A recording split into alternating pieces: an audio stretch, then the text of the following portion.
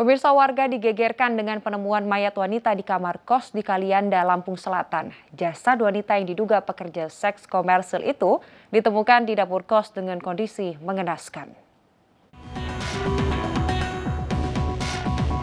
Penemuan mayat wanita dengan luka di bagian leher ditemukan di kamar kos di Desa Kedaton, Kecamatan Kalianda, Lampung Selatan ini menghebohkan warga sekitar. Diduga korban dibunuh di kamar dan dibawa ke bagian belakang kos. Menurut keterangan warga, jasad wanita yang belum diketahui identitasnya ini ditemukan dalam posisi mengenaskan di bagian dapur kamar kos. Informasi yang beredar dari warga, wanita berusia 30 tahun berinisial S, warga Sumatera Selatan ini bekerja sebagai pekerja seks komersial karena ditemukan bekas botol minuman keras di atas tempat tidur kamar kos. Ya langsung ngomong sama ibu yang punya Rosalia itu, cerita itu kok ini kelihatan kaki gini gitu. Tadi barusan ngomong ibu. Setahu ibu tadi apa aja sih bu yang luka-lukanya? Ya kata bapak tadi itu lehernya keputus. Polisi langsung melakukan olah tempat kejadian perkara dan mengevakuasi jasad korban untuk dibawa ke RSUD Bob Bazar Kalianda. Dari Lampung Selatan, Lampung, Heri Fulistiawan, iNews melaporkan. Batal dikenalkan kepada seorang wanita, seorang pria asal Banyuwangi tega memukul temannya dengan besi hingga tewas.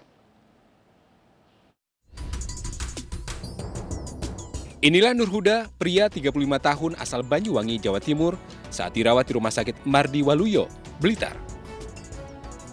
Nur Huda yang baru seminggu bekerja sebagai nelayan di Pantai Tambak Rejo, Blitar ini akhirnya meninggal karena luka yang dideritanya.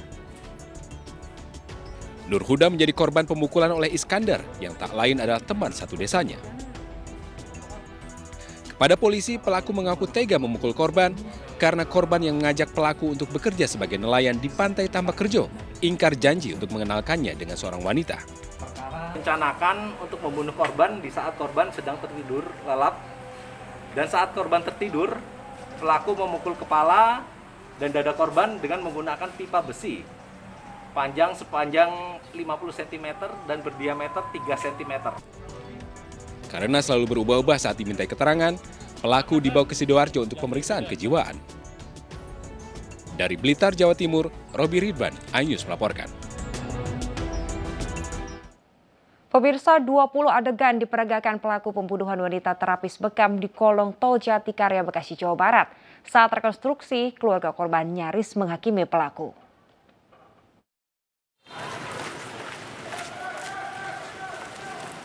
Tak kuasa menahan amarah, keluarga korban pembunuhan wanita terapis bekam nyaris menghakimi pelaku saat rekonstruksi di bawah kolong tol Jatikarya, Bekasi, Jawa Barat. Aksi keluarga tertahan petugas yang berusaha menenangkan keluarga korban. Tersangka memperagakan 20 adegan pembunuhan dari 2 lokasi, di lokasi kejadian dan di Polda Metro Jaya. Dari rekonstruksi terungkap pelaku membunuh korban dengan mencekik dan membekap korban, lalu menyembunyikan korban dengan mengubur di lokasi. Tetapi tangan korban belum terkubur. Pelaku pun mengaku membunuh korban karena menolak diajak nikah. Sakit hati dari tersangka juga, pengakuan dari tersangka itu mau mengajak nikah ditolak sama yang bersangkutan, dalam hal ini korban, karena korban tahu yang bersangkutan ini sudah memiliki anak dan istri. Keluarga korban berharap pelaku Muhammad Ali Al-Rashid alias Habib dihukum sesuai perbuatannya. Pembunuhan ini terungkap saat jenazah korban ditemukan 2 hari setelah dibunuh. Polisi menangkap pelaku 4 hari kemudian. Terungkap pelaku adalah rekan kerja korban yang juga ternyata seorang tokoh agama di perumahannya di Depok, Jawa Barat. Dari Bekasi, Jawa Barat, Rahmat Hidayat, iNews melaporkan. Pemirsa, pelaku begal sadis yang sering beroperasi di wilayah Tanjung Priuk, Jakarta Utara ditangkap polisi. Saat beraksi, pelaku menyerang korbannya menggunakan senjata tajam jenis kapak. Video amatir pembegalan direkam salah satu pengguna jalan saat melintas di Jalan RE Marta Dinata, Tanjung Priuk, Jakarta Utara. Dalam video, 2 pelaku menyerang pengendara untuk mengambil sepeda motor miliknya. Berbekal video yang akhirnya viral di dunia maya ini, polisi menangkap salah seorang pelaku begal berinisial PR. Polisi menyita sebilah kapak yang digunakan pelaku untuk melukai punggung korban dan juga 1 unit motor. Hasil kejahatannya digunakan untuk membeli narkoba, kemudian pada saat selesai kita tangkap yang bersangkutan ini atau tersangka ini kita cek dan ternyata positif konsumsi narkoba jenis sabu. Pelaku mengakui selain digunakan untuk membeli narkoba, uang hasil kejahatan begal juga digunakan untuk berjudi. Main warnet. Judi online. Hah? Iya. Judi online. Iya, Pak. Hingga kini polisi masih mengejar 1 pelaku lainnya dan tersangka terancam hukuman paling lama 12 tahun penjara. Dari Jakarta, Pendra Kurniawan, iNews melaporkan. Warga Bandar Pulau Asahan, Sumatera Utara menemukan bayi yang dibuang oleh ibu kandungnya sendiri. Beruntung saat ditemukan bayi dalam kondisi sehat.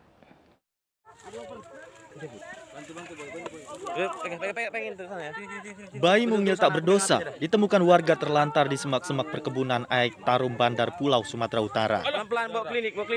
Ya. Bayi ini langsung dibawa warga ke klinik setempat untuk dirawat. Beruntung bayi dalam kondisi sehat. Polisi menyelidiki kasus pembuangan bayi ini dan berhasil menangkap ibu kandung yang membuang bayinya tersebut. Pelaku yang baru berusia 18 tahun ini ditangkap di rumahnya.